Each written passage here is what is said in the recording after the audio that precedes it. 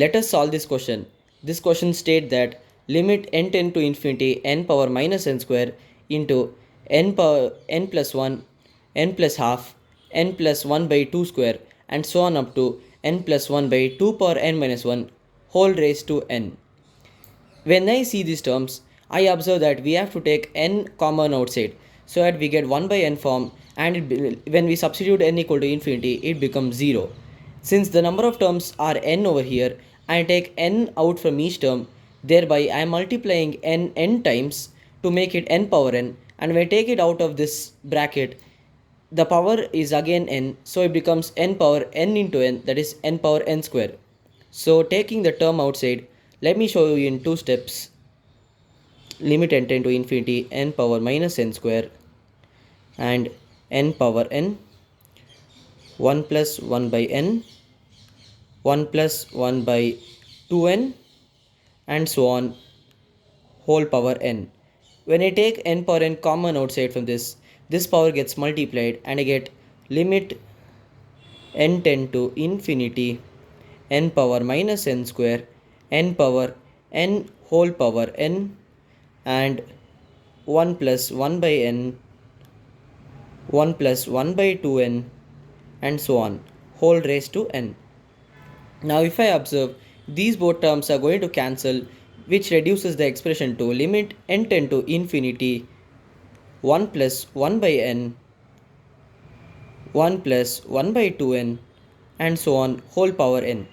When I observe this expression, if I substitute n as infinity, all these terms become 0, and so it is 1 multiplied n times, which is nothing but 1, and here the power is infinity, so it is of the form 1 power infinity, which is indeterminate, and this form is reduced to e power k.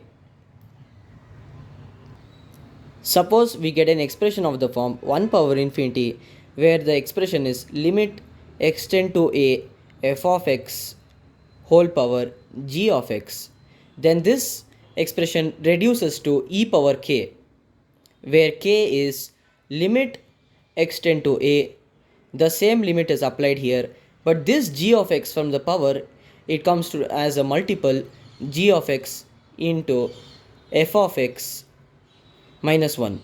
This looks like infinity into 1 minus 1, that is infinity into 0, that is finite quantity.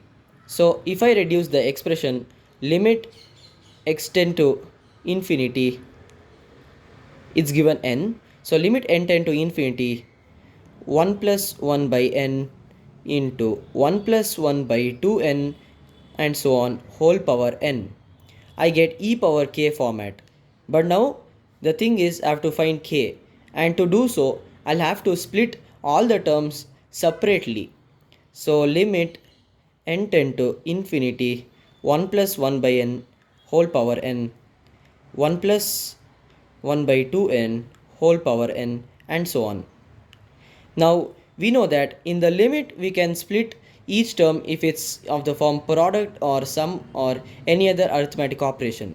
So I can write this as limit n tend to infinity 1 plus 1 by n whole power n into limit n tend to infinity 1 plus 1 by n whole power n and so on. Now what I am doing is I am getting n e power k terms. I'm getting e power k term n times. So if I consider the limit as n tend to infinity 1 plus 1 by n whole power n, I get e power k, where k is limit n tend to infinity. What is g of x? G of x is n into f of x. F of x 1 plus 1 by n, 1 plus 1 by n minus 1. So this becomes k is equal to limit n tend to infinity n whole power 1 by n, or limit n tend to infinity 1, that is 1. So for the first term I got k as 1. So if I consider the series limit n tend to infinity 1 plus 1 by n whole power n into limit n tend to infinity 1 plus 1 by 2n whole power n and so on, I get e power k1 into e power k2 into so on. Or according to the power rule, when the base is same, we can add the exponent together. Or I get e power k1 plus k2 plus so on.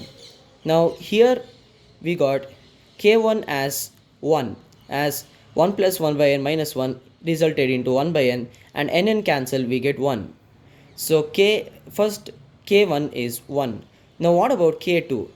K2 is equal to limit n tend to infinity n into 1 plus 1 by 2n minus 1, because this is the second term, or I get 1 by 2. So 1 plus 1 by 2. Similarly, third term it's 1 by 2 square n, so it is 1 by 4, and so on. Now this continues for n terms where n is actually an infinite number, and here we can see that the common ratio is less than 1. So we can use the infinite GP formula, which states that when we have an expression of the form a comma ar square and so on, where modulus of r is less than 1, then the sum of ar plus ar square and so on becomes a by 1 minus r. Applying the same over here, I get e power 1 by 1 minus, what's the common ratio? 1 by 2, or I will get e square, which is the final answer.